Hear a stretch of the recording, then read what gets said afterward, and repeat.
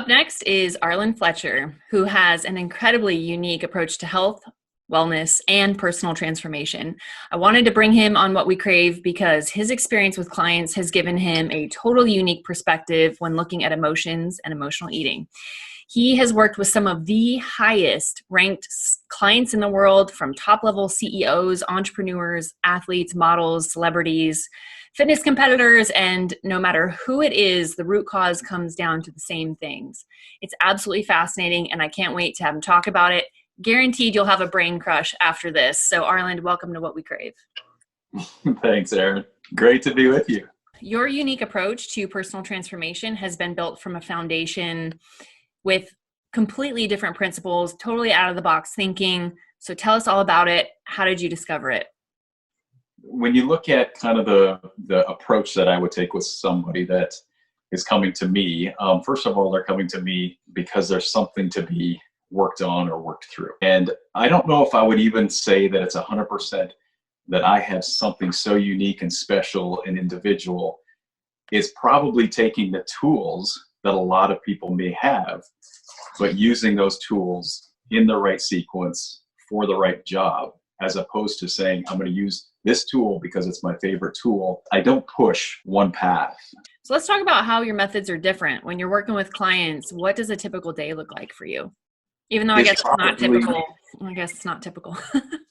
Yeah, exactly. You're an individual. Your recipe for why you are who you are and the way you do things and the way you process things is totally individual to you. And there's not another person that will have the exact same recipe. But if we only approach people and saying, oh, well, you fit into this box, let's apply all these same principles and rules because you fit into that box. How I would view that is missing a lot. How I would look at it is saying, I often use the example of a 2,000 calorie daily input. What's the recommended daily dose? How can you say that for every person that has different metabolic needs, different, biology, different? You can't apply those basic rules to everybody unless it's something you can be very general on. And if you apply general rules to everybody, you're going to miss a lot and you're not going to have the desired result. A typical day looks like, what do we need to actually approach first? So that varies from each person each day because people aren't robots. People go through things. So to have a set plan, there's value in having structure. Absolutely. There's times to stick to some structure, but there's, in my opinion, greater benefit to actually understand where are things today? What are we dealing with today? And let's get on the same page and create a positive. And you continue to build on that. So tell me about when you discovered that there's something going on a much deeper level that needs to be addressed. It's kind of a special thing that's a memory for me that I feel like was one of the first times in my life as a young kid, kind of having one of those, It was when my grandmother, and even before my grandmother, my great-grandmother, them saying, this person might have been acting this way, but we don't know what was going on with them. We don't know what happened for them in this today, or we don't know what was going on in their life, that maybe that's why they reacted that way. That it helped me go, there is a why behind it. There's something behind that. That has just been something that obviously has grown and blossomed into an entire, process that I've built most of what I do on. And people that know me well will be like, yeah, he's talking about the why behind everything again. But there's a why behind everything. And when it comes to behaviors, actions, lack of actions, however you want to term it, there's always a solid why behind that. When I kind of lump all the different types of people that I've worked with, there are things that are blocks for people. And when something is big enough that now you have to go around it because it's too big to deal with, you create a layer and a distraction. Each and every one of us has those moments in our life that are molding moments that, if they're not revisited, you start forgetting, why did that deviation even happen? You start forgetting who you actually are. You start forgetting, before this thing happened, I was this person. I was confident. I was, able to conquer the world, whatever. I was loved. You can go down a lot of different paths in that. But now the next layer becomes the why. It becomes the pattern builder. And that's part of life, right? That's part of going through the life's different experiences. But what do you do to get back to who you are? What do you get back to? How do you get back to, before these things, this is how I operated? A lot of people understand relational struggles, relationships that have failed, relationships that have been, having hurt in them. And absolutely, there are patterns that are created based on that.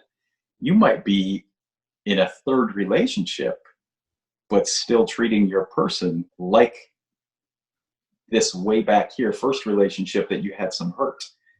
But if you've never revisited that and gone through the process of understanding the why behind your actions and how you've been protecting yourself, how you've been going through the processes that say, I never want to feel that again, you will continue to move that forward into all your other relationships. And then we get to that point down the road and saying, I don't know why this isn't working as well as I wanted to.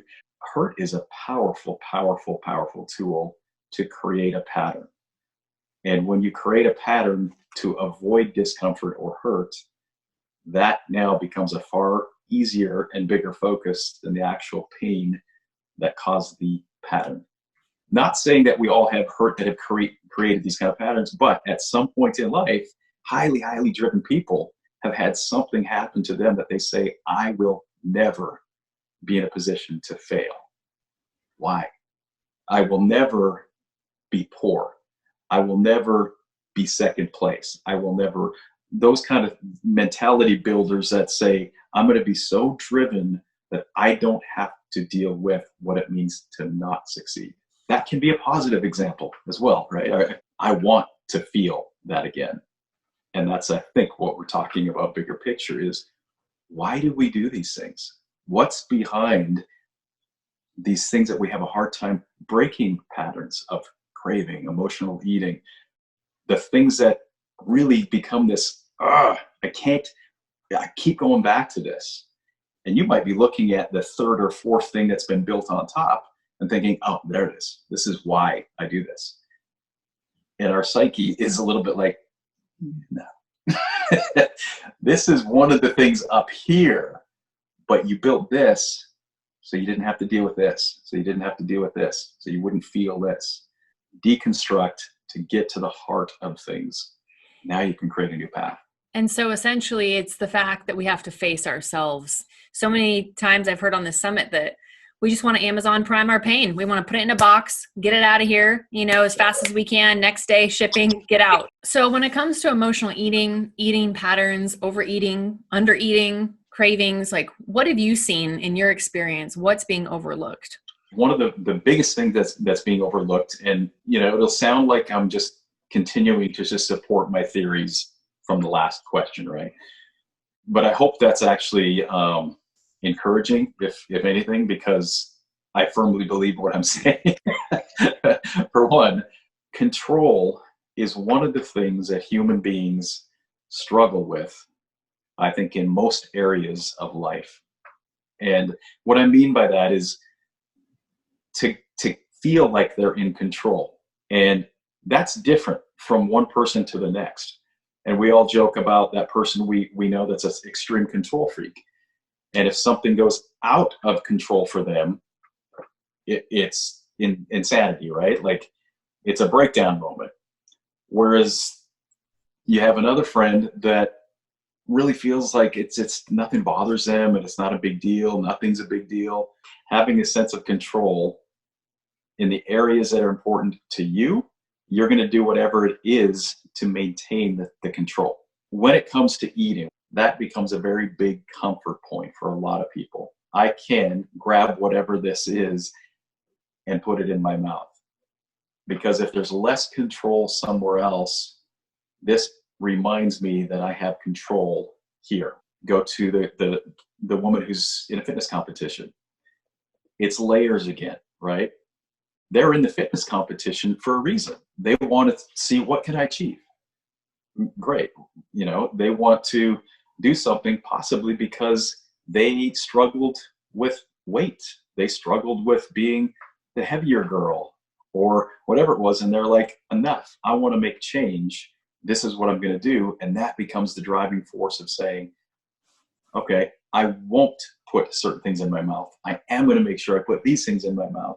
And it's, again, a sense of control, that I will be able to control my destiny in this area. I think that is a major driving force for a lot of things. I mean, look at the society that we live in. Why are there people constantly shopping and doing things to feel like they fit in, or that they're accepted in this whatever category that we choose to put ourselves in?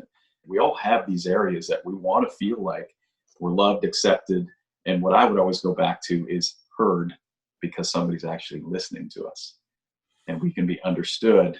And now I have a sense of either community or a sense of someone knows me to understand me. And is that, would you say, the most uncommon commonality that you've discovered is people just want to be listened to? It honestly is everything.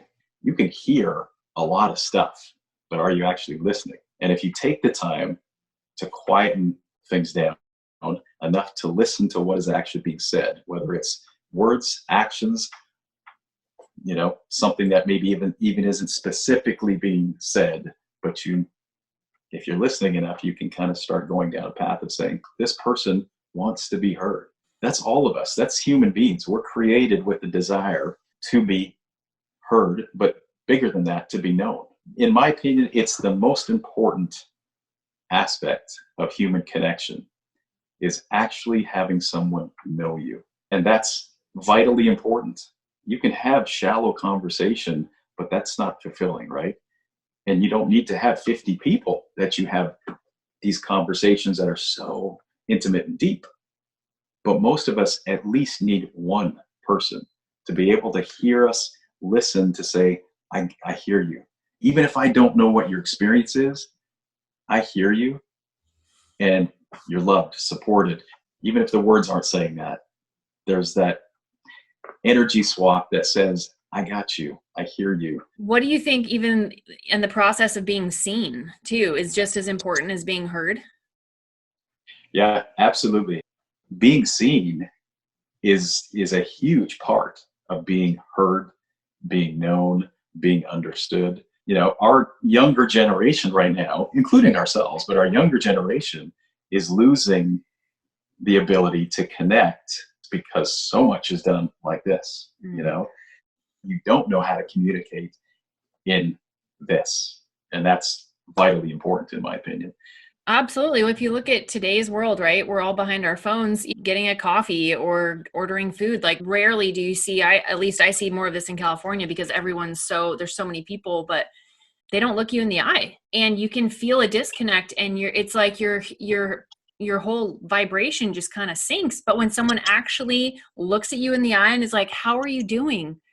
It's like you're seeing the other person and they see you, and you get that connection, and it's like, oh my gosh, someone cares. Yep. And I just think it's way more powerful than what we grew up with even realizing, because there isn't a manual for this kind of thing nowadays, right? It's like, no, we're just on our phones and that's how we connect now. When really, primally, that's the complete opposite of what we should be doing. Yeah. And I think even this time that we're filming this right now is, dealing with Corona to some degree still, right? And what truly is the most important thing to have? If everything is taken away from you, what still exists, and what still creates value, and what is still the thing that is a need between individuals, is that connection to each other. That connection of being known, being listened to, being heard. That whole package is still what remains and will feed you the most and can take away the most. It's relationships. Be in a position to pause all the other stuff to some degree, to say, I'm going to spend a little bit of time, or a lot if you have it, to connect with this person. And in connecting, I want to hear them. I want to listen to where they're at. I want to know them and have them know me. That's everything. Hashtag phones down, right? Yeah, Because exactly. now the current way of connecting is, well, I'm sitting next to you, but we're both on our phones. What you just said was so powerful, because if you think about the days that you've spent actually connecting with another human being, whatever that looks like, you're a lot less hungry, whether that's going to a conference and being around people, or being, in quarantine with a loved one with your phones off and just talking, or whatever that is. It really literally feeds you. And that's why I think we're having so many problems with being on lockdown in quarantine, is that people are not being seen, they're not being heard, they're not connecting, we're all on our phones, which again, it can bring good things like this, but when we're not looking each other in the eyes, we can't see ourselves, and therefore we're not being seen, right? Like, it literally blocks us, and then we reach for something to soothe. Yeah, absolutely. You can't go through life saying, I will be an island through everything and I'm fine. Even an island, if you dig enough, will have a grandfather, a one person, right? You can go to a lot of different examples, but they will have one person that they connect with or to. And some have 15, and that's fine. But there's still that level of intimacy, that there needs to be connection, that you're known, you're heard. People care about you enough to listen to where you're at and to be with you through your process. And so, speaking of process, how do you take someone through the process of being stuck to unstuck? It's still going through a process that meets someone where they are and moving with them, as opposed to cracking a whip saying, change everything right now because you're going to create a positive change and I'm going to force you to do it. That doesn't generally go too well. And you have different people that work differently. Some people need somebody to crack a whip to some degree. But how do you create a lasting pattern change? You do it by integrating things that will create positives and create new patterns. Starting with layer one, if there's 10 layers to get to the original why of all of these things being built on top of each other you might know by listening to somebody, they're doing this, but we're really dealing with something way down here. But you can't fast forward a process to get somebody here. That doesn't work. You still need to remove each layer to get to this. Meet them at this layer. You don't have to be the all-knowing and the let's just bang through this because this is really what's going on with you. You stopped listening at that point because this layer up here is real. It might be created, but it's not fake. So to just discard this is discarding what somebody's identity has been built on to some degree, or at least included in their identity. We forget the original why way back here, but it doesn't mean it stopped existing. It's still here. We just forget because it's covered in so many layers. So how I would be approaching that with somebody is by taking one layer at a time. You just take off all the actions that are attached to it as well. So you meet someone where they are, as opposed to saying, let's just dive into the meat of it. Well, listen, that's an important thing, somebody up here, that still has to be addressed. Then let's move forward through it. When you're meeting someone where they're at, right, they usually it might be in a sort of a low vibrational state if they're in that stuck feeling. What are some of the actual things that you take them through that's so different and unique? Because again, most people that might just do one thing, you do like 20 different things. It really depends on where you're coming from, and it depends on what we need to address first. Mm-hmm. So that also goes back to me saying, listening, is today something going on in their life that brings them on the emotional side to hear, and we're working on something that is a knee injury? Does it make sense to just go, shh, we're just going to get right to the knee? Or does it make sense to hear the person, listen to them, understand what's going on here, and have the whole system now move forward based on taking care of the person, not just the knee? Some of the tools that I would be using, PEMF is something that I use a lot of.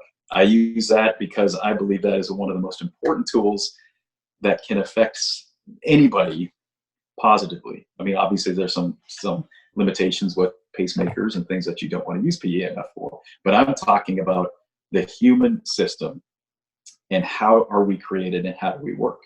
Energy, you can't get away from us being energy beings. And, I often use the example of If your phone dies, you have to do something to bring it back to life, which is plug it back in.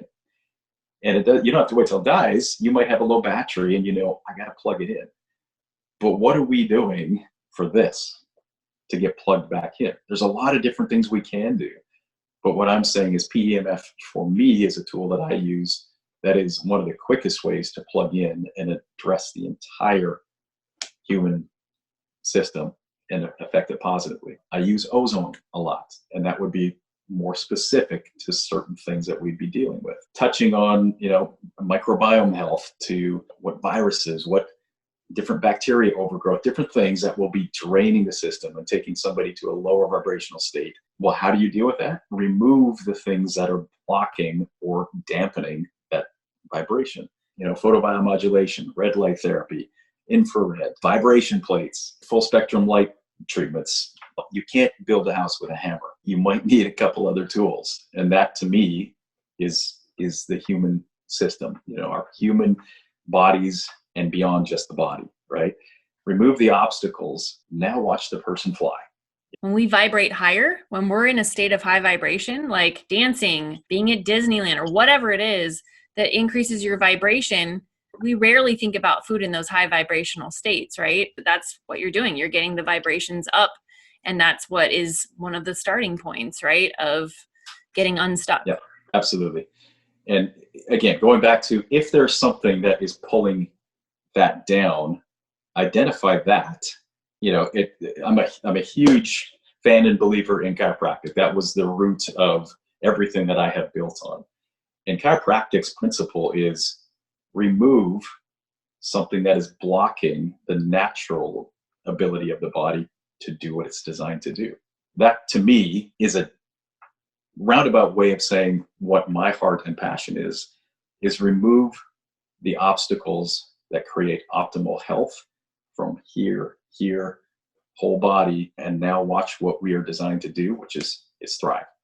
So when it comes to emotional trauma, what's your strategy on how to release it out of the body? In my opinion, when you have trauma, whether that's a physical injury, an emotional, there's trauma. And our systems then have to figure out, what do I do with this to stop the damage from whatever that trauma was? Again, you go down the physical side, the emotional side, there's different responses, but it still comes back to identified as trauma. We do the same thing.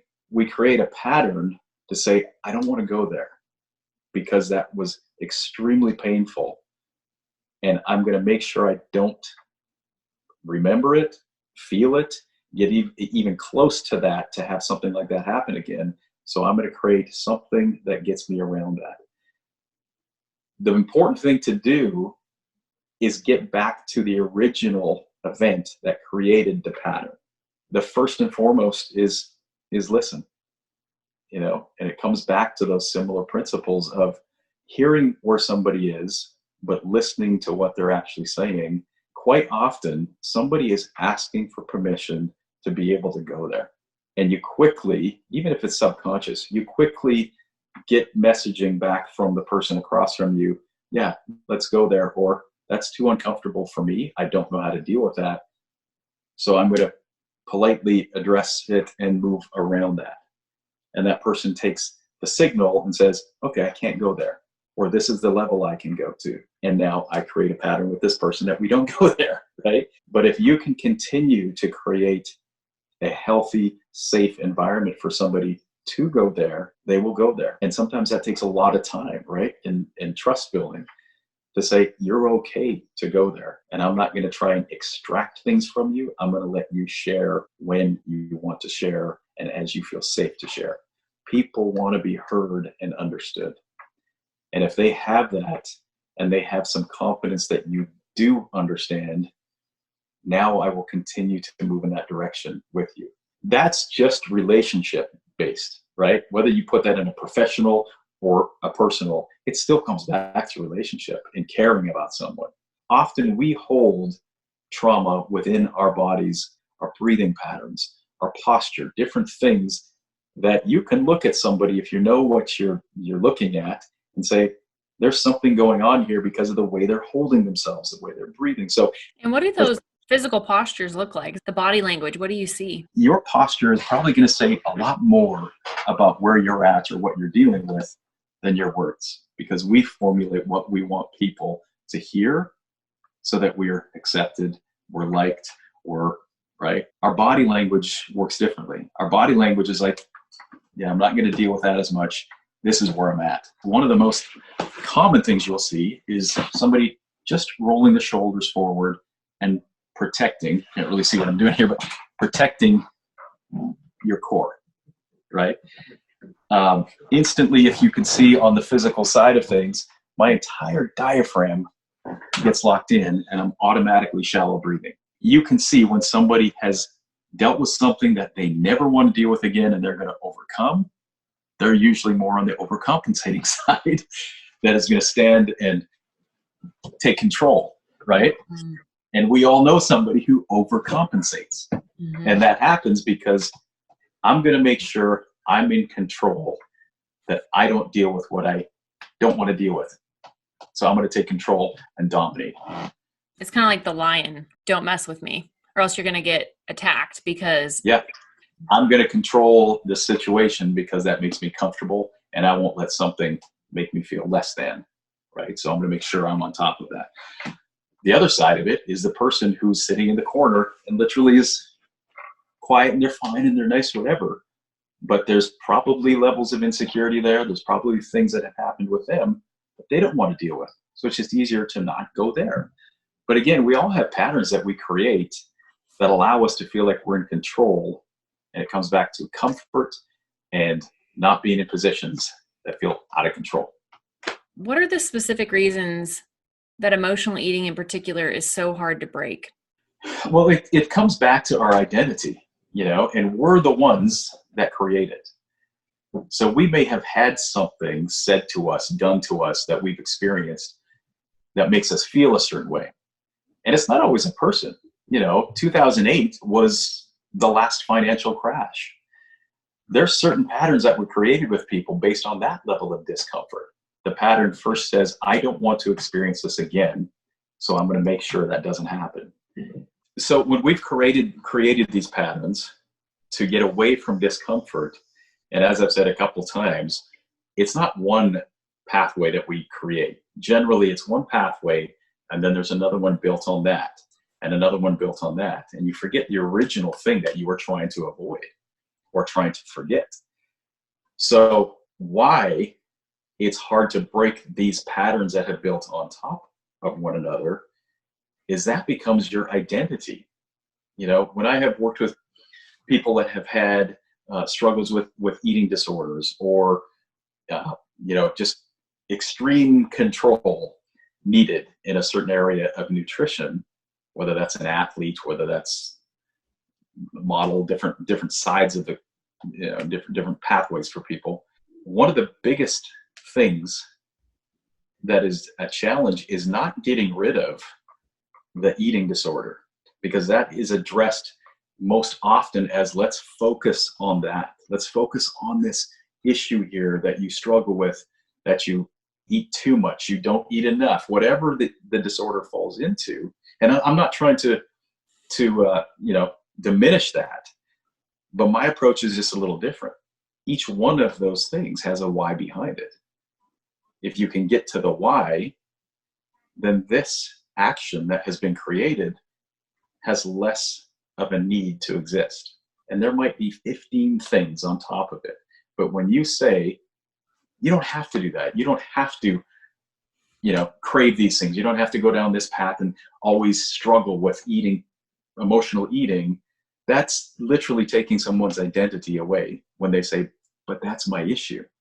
Mm-hmm. That's me. This is my struggle, which isn't false. But in my opinion, it's also not true. That isn't you. That's something that has been created to create a pathway that now allows you to have control and to avoid these things that are deeper down.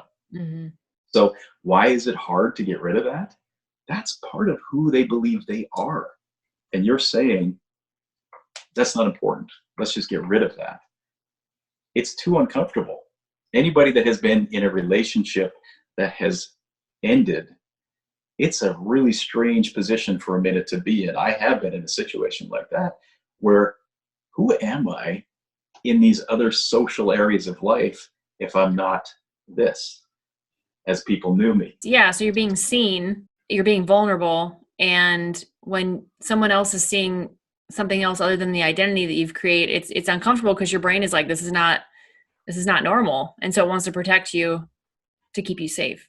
Yeah, absolutely. Here's what I think is so fascinating, which is why I love having you on here, because your strategy that's made you so successful, it comes down to being seen and heard, especially with guys. Guys grew up, be strong, be a man, don't talk about it, right? And they're suppressing those emotions internally, right? And imagine if we just gave people the space to share who they are and what happened without sweeping it under the rug. And I think if you just set it out like that, it does seem too easy. It does sound too easy. But if you kind of were able to just quickly reverse this entire talk that we're having, listen, obviously, but how do you listen if you don't speak the language the person is speaking? The important part and the difficult part is, how do you actually hear and listen? How do you connect with somebody? How do you actually connect to a point where we are talking, we are having the kind of connection that I can hear you, you know you're being heard, I'm listening to what you're saying. Now we have a knowing between each other. That builds relationship, that builds what now can be something that moves forward. That's the work.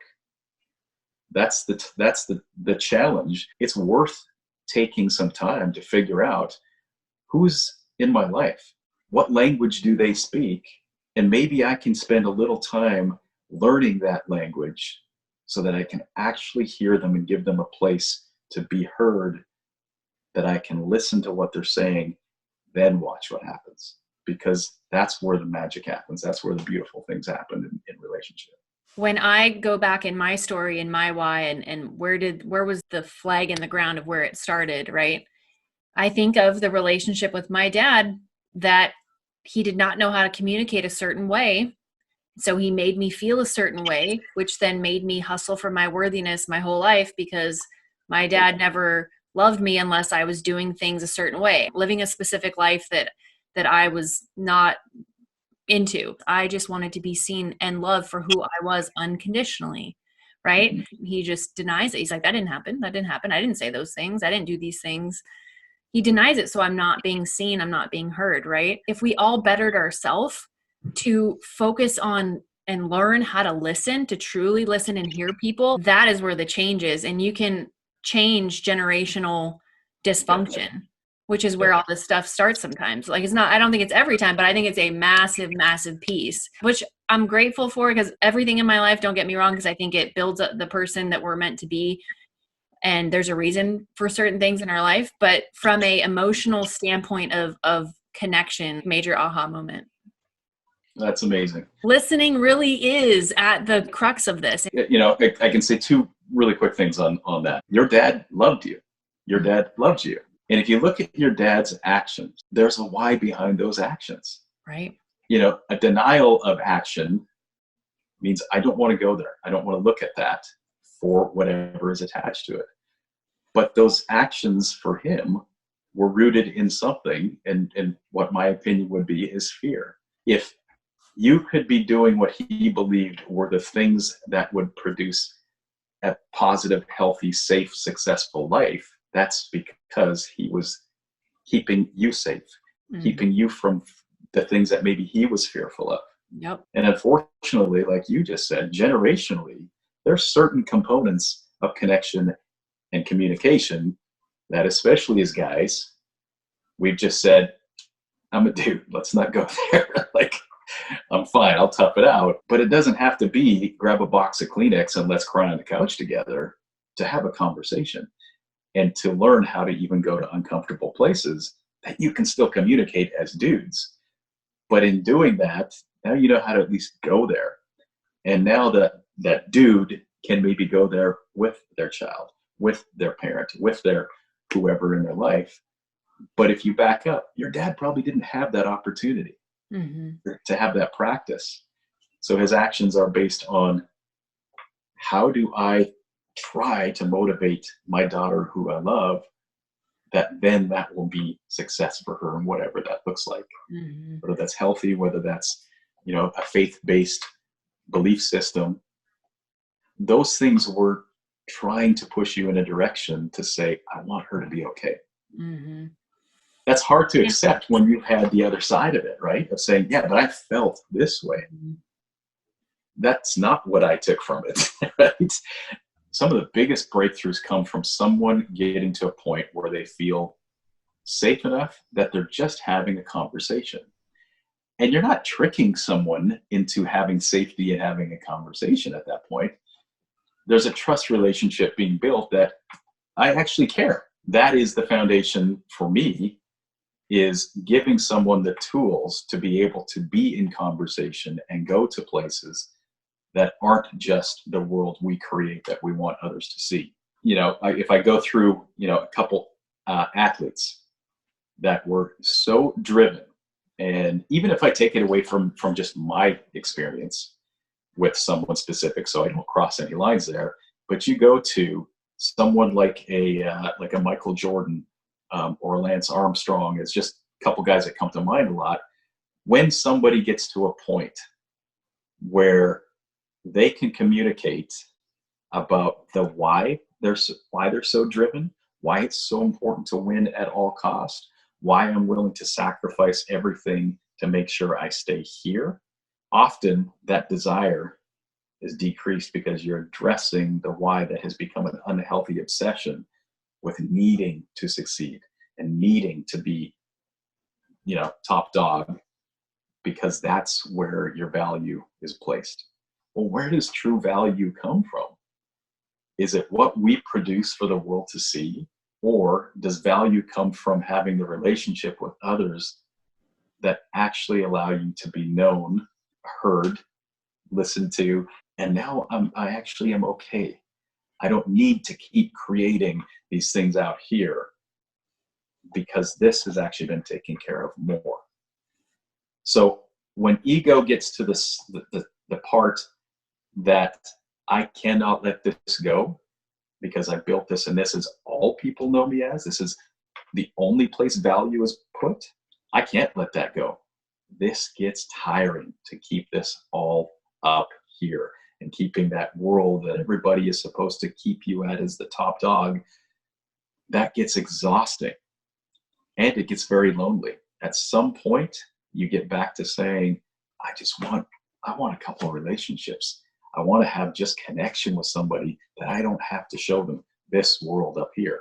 We all have versions of it. We all have a layer that we want others to see. And you also have a layer of exhaustion that says, I don't want to keep this up. I just want to be known. I just want to be in an intimate relationship, whether that's a girlfriend, a dude you're hanging out with, being closer to your mom or dad. There's someone in your life that you want to have a better, deeper connection with. That's what I believe we are living in now, is a time where the desire for that is growing, but the pathway to create that is becoming lost. That's the challenge, is getting back to the simple thing of hearing and listening to get to that connection point. But it takes work and it takes practice. But if we don't have talks like this, if we don't have people hopefully teaching, what do you need to do to just get back to relationship? It will be a lost form. If we can all just take a few extra minutes in the day to really truly listen, how much that helps our own healing and the other person to heal as well. Emilio Palafox that's on this, he actually does eye gazing with his girlfriend.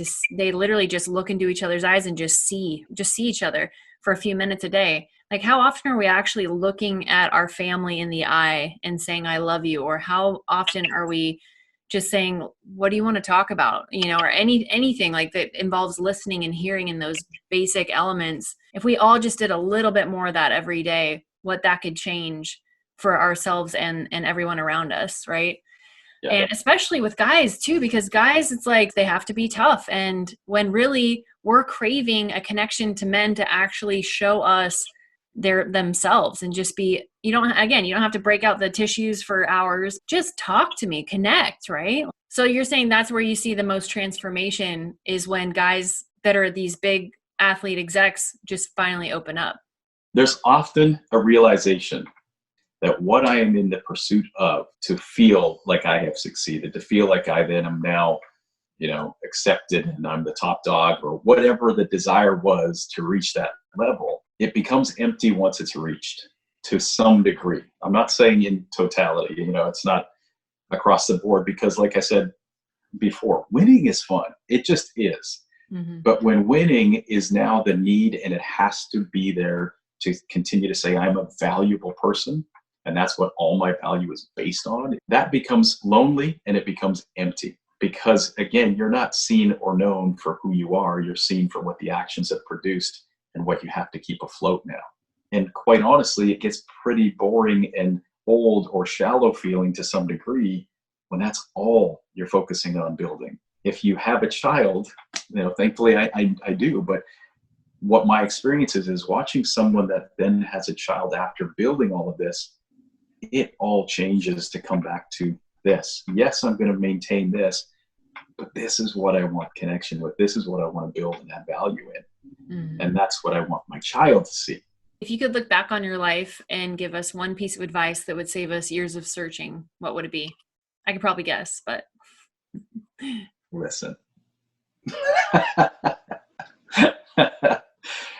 Simply put, if you can pause or slow down enough to first have connection, to hear, whether that's in a business meeting or talking to a grandparent, if you still have one, taking the time to slow down, actually connect and hear where a person's coming from, what they have to say, listen to what they're talking about, that gives you such clear pathways moving forward, whether that's a relationship needing healing, whether that's a business development going this way. If you have clear communication, it changes everything. Well, if you think about it, if you think of the one person that was always there for you, like the one, your rock, it's because they're there to listen. You think of the one person that you love the most, that is the most meaningful. They are there because they accept you. They see you for who you are. You can be honest, and the layers come off, and emotionally you can just be you, and they see you and they hear you. There is so much healing power in talking about it that I think has been minimized for so long. That brings me to my last question. So at the end of the day, when we catch ourselves emotionally eating, what do you think we're really craving? Being known and being understood. And, we didn't touch on anything with belief systems. Belief systems have a massive role in all of this. And in times where there are, discomfort in what we know tomorrow looking like, when we don't know what that looks like, that's where you see all of these things increase, right? So that can be something like we've talked about. We're filming at a time where there's a lot of uncertainty and there's a lot of discomfort.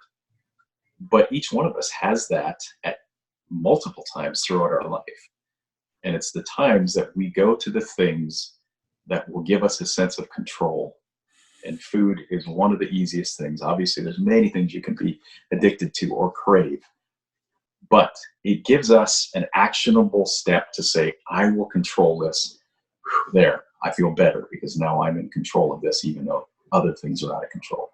Being in a position of getting to the actual why is far more important, and understanding, why am I uncomfortable? Why am I feeling hurt? Why am I ABC?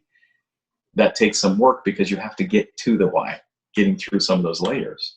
But when you can identify those layers, now you can do something with them. I put a challenge out to a group that we were doing some fasting things with. And people that were really struggling, really craving, really wanted to go after some things that they couldn't at that time. I put out a challenge to whoever wanted to try it to actually go to wherever it is that they would get what they were craving. If that was Starbucks, if that was Dunkin' Donuts, if that was, the potato chip aisle in the supermarket, whatever it was, if they felt up to it, to actually go to that place, stand before whatever it is that you are craving and ask yourself, what is this going to feed? Why do I want it? And do I have a greater why for walking away from it now?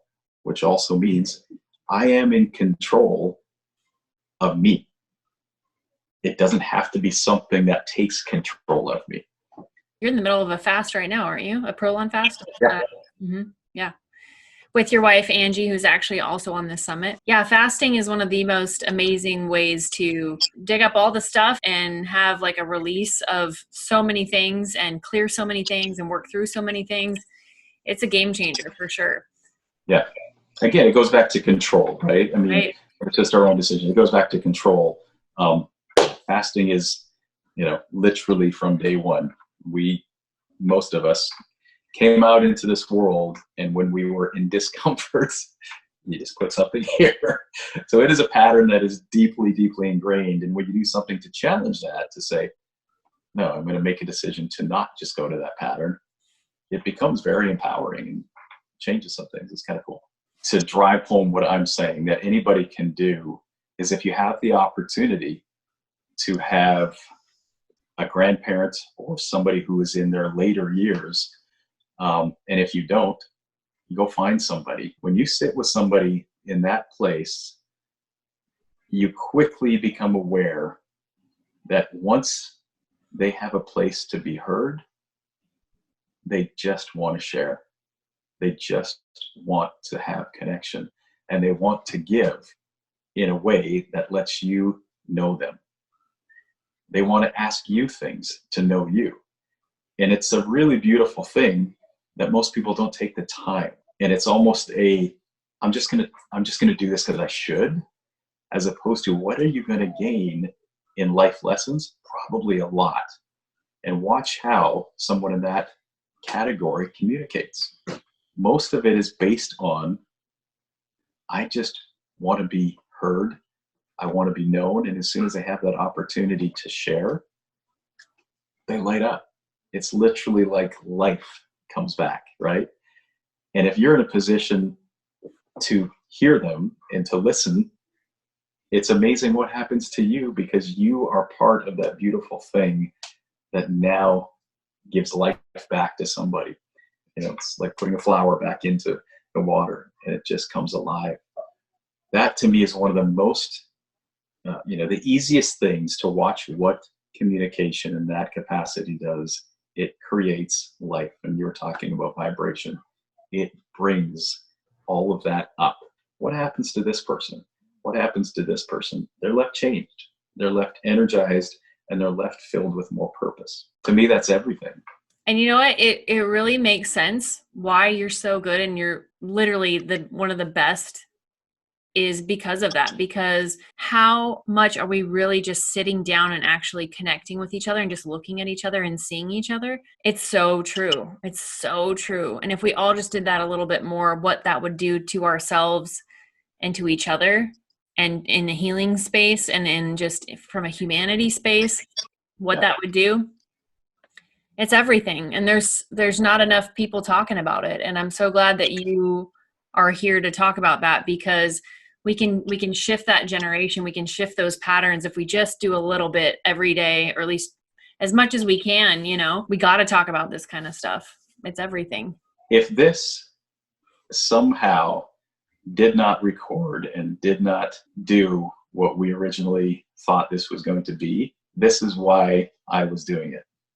First and foremost is everything that I've been talking about, connection, right? If this was only between you and I, it's worth it. Mm-hmm. And the type of connection, the type of communication that we can have doing this, it doesn't matter if it goes beyond you and I, because this is what creates change, because it will change those around us. My heart just melted into a damn puddle. How do I even say thank you for a message like that? So many people are shaking their heads. Yep, that's so on point. It's something so simple and so beautiful and so powerful at the same time. Thank you for your perspective. Thank you for your amazing heart. That's what I love most about you, because, and every time I see you or hang out with you, I leave a better person because I am feeling seen by you. I am feeling heard by you. And that's everything. And it's probably why you're one of my favorite people in the whole world, besides your wife too, of course. And your passion to help people in that way is so unique, and you are a gift. You are an incredible human, and I'm so grateful to know you. So thank you for everything today. This has just been. That is an amazing compliment, and I appreciate that so much. But it is my pleasure. Absolutely.